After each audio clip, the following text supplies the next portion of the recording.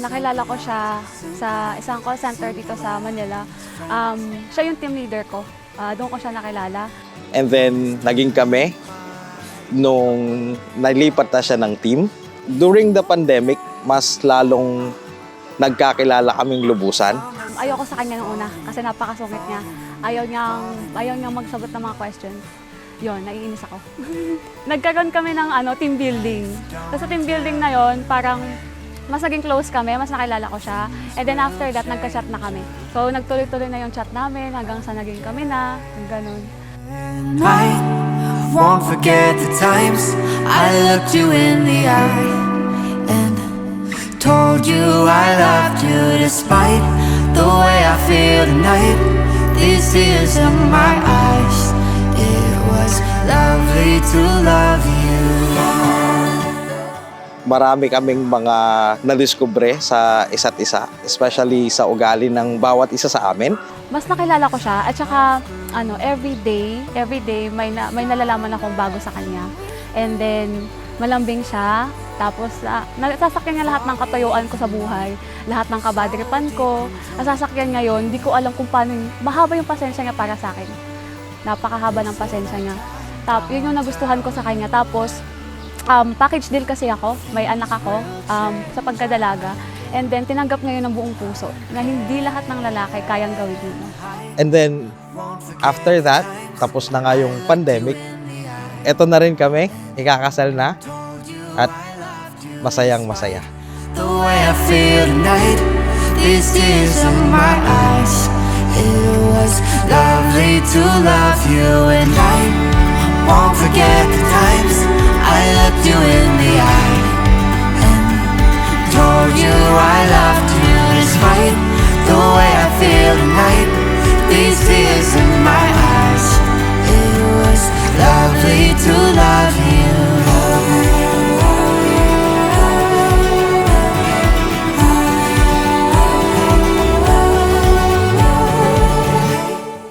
Ate, nakapabigay ng groom. Wow! Salamat!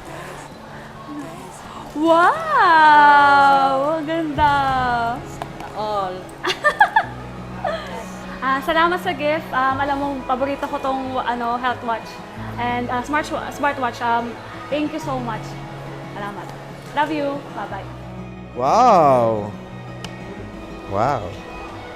Ivy, alam mo ba, napakaganda nitong relo na bigay mo. Alam ko, marami akong oras sa'yo.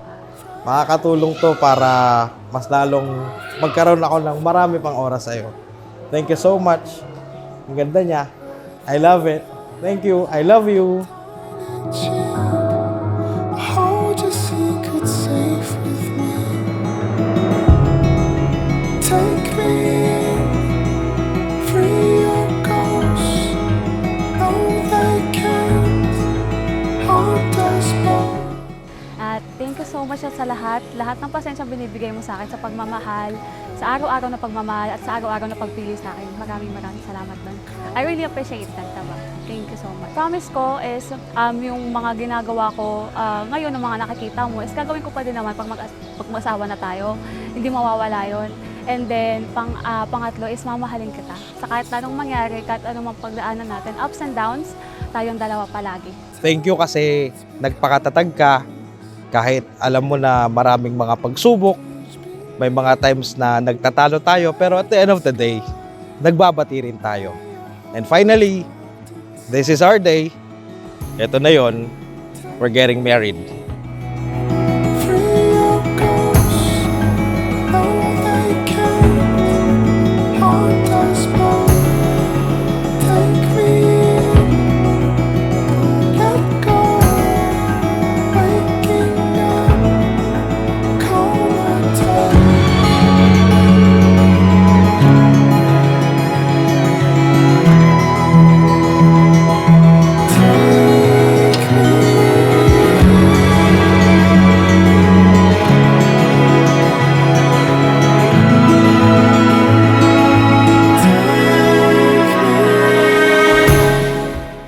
Sana patuloy yung pagmamahalan natin. Huwag kang magbabago. Promise ko sa'yo, una, hindi ako magbabago.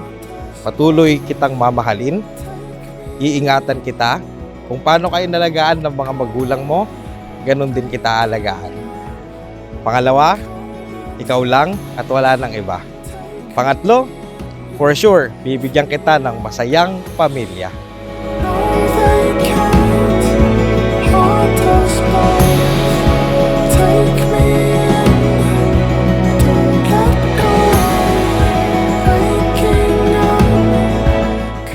Ang magkasama. At palagi ako nasa likod mo. Susuportahan ka sa lahat ng gusto mong mangyari. And ayun, mahal na mahal kita, my B. Salamat sa lahat. Thank you so much at magiging mag-asawa na tayo. From Miss to Mrs. na. I love you so much.